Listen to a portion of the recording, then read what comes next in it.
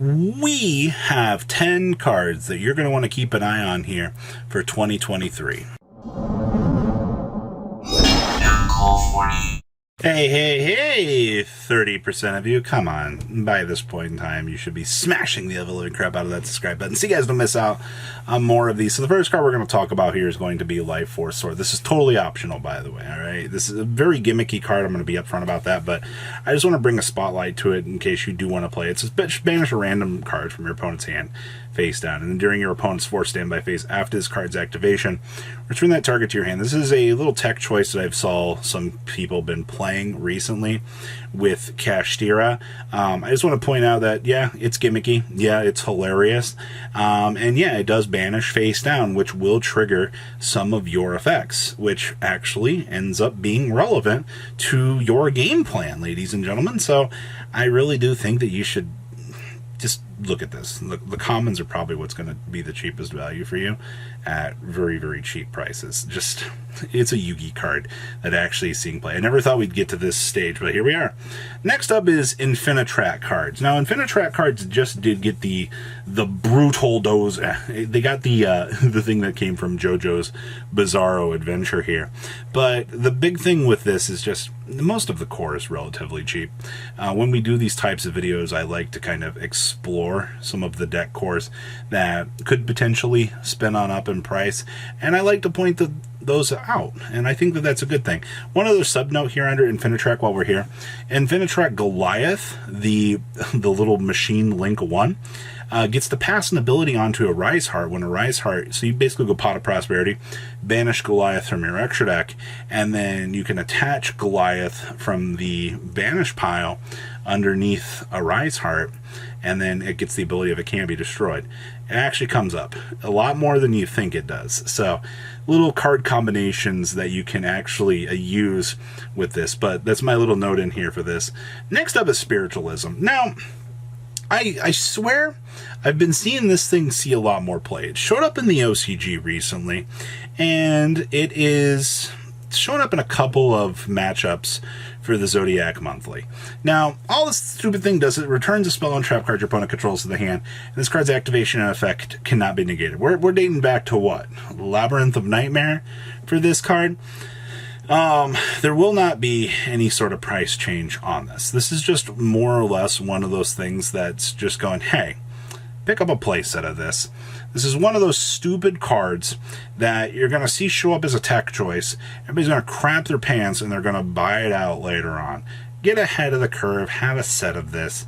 All right, it's not going to do you any disservice to have 3 Spiritualism laying around, especially for what the card does. All right, this would have been way better versus Mystic Mind, which it did see play in that era for sure. Now, I've mentioned Donner Dagger for hire here, but I mean, this is another one of those very, very cheap cards. Now, what makes this thing so unique is it's 2 monsters with different types to make it. You're probably like, all right, okay. You target 1 monster for hire, you control 1 card your opponent controls, and destroy them. Well, that's literally what you're getting out of this. You're getting a Link 2 that gives the ability for it to spot removal itself and something else that the opponent controls. That's it. That's as simple as it is. The biggest thing, though, that you care about is the summoning conditions for this, which is the 2 monsters with different types. Now, this is something that I've seen in a lot of... This shows up in quite a lot of deck lists. If you haven't paid attention to the OCG, and honestly just a lot of other people that have been playing this as a good generic spot removal option, yeah, it's a little bit costly to make. I mean, it's 2 monsters, but it's not going to put you in a massive disservice or anything. So I'm glad to see the Donner for hire is getting a little bit of love out here. Next up is going to be Gishki, but just the stuff that's going to be used in combination with the new stuff, aka what's going to make my sprite deck, you know, shine and glimmer. So basically you're going to need an Aquamere, you're going to need maybe Zale Gygus. I've seen some builds side Zale out here, but mainly, you know, your searchers of like Shadow and Abyss. Obviously a lot of these cards have gotten way more expensive. I mean, like, some of these are pushing numbers that shouldn't really even be, like, good right now. I do think that we will see a calm down on some of the Gishki stuff over time, but for where I'm sitting right now, if you want to pick this stuff up, you're going to be paying a very, very, very big premium on that. And that's not what you really want to hear, but completely optional, all right? Next up is going to be Sulfa chord, now, or Doremi chord. Now, here's an interesting little thing about this deck. We just got our next wave of support for this deck. Doesn't quite put the deck on, the map yet in terms of playability. But every time I go into this Duelist pack, I look at Odotic, I look at this, and I go, you know what? These cards keep getting cheaper and cheaper, for those old primary rarities. And as somebody that just likes to have kind of all of the deck cores laying around, I actually went through and I picked up my Sulfa chord core. I've reached the point that I've just looked at the prices of these cards and I'm like, they continue to bottom out. I highly doubt they're going to reprint these anytime soon because the sets were so dog water at that point in time.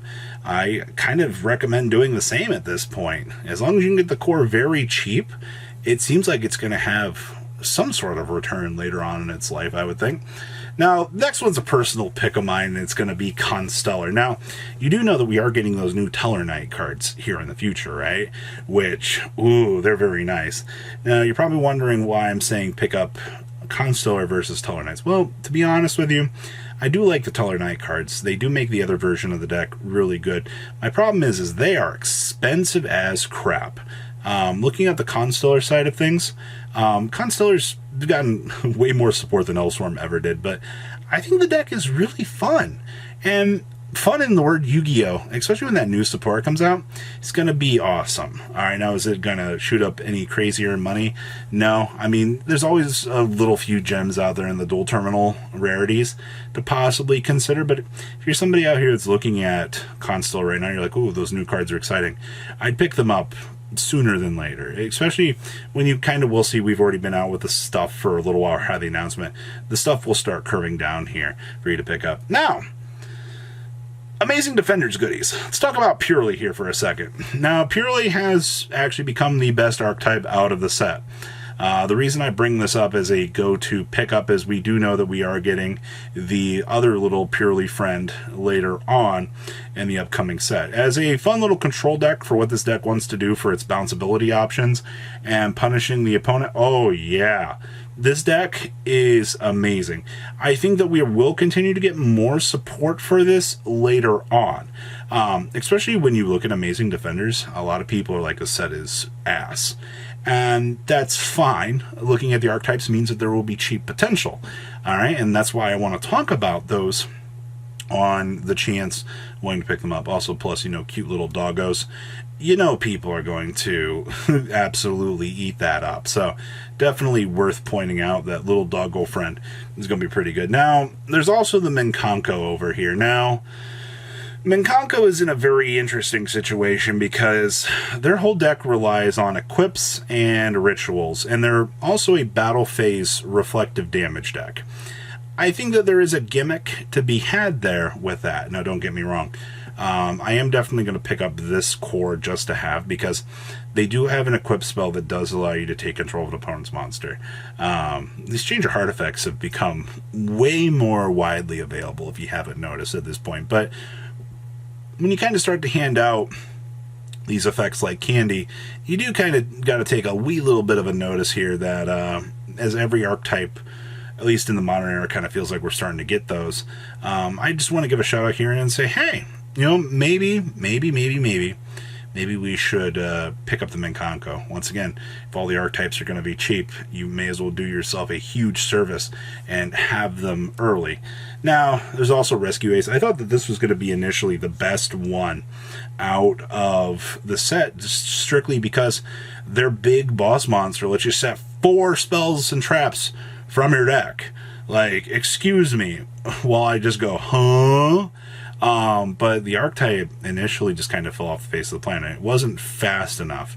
And now I feel like that they think that this deck is going to be too much if they give it one more support card, but they will eventually break down and give it something to make this deck a lot better. So of all of them, this I think has the best upwards potential to be competitive with future support. Purely is definitely a good control deck, but those are all things that I would watch for now. So, what do you guys think? Please leave a comment down below, tell me what you guys think, and I'll see your beautiful faces back here later in the day, guys. Peace out.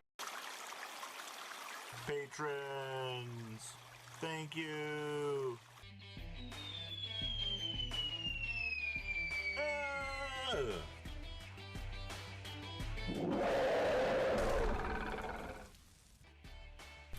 Thank you so much for watching. Check out these other videos.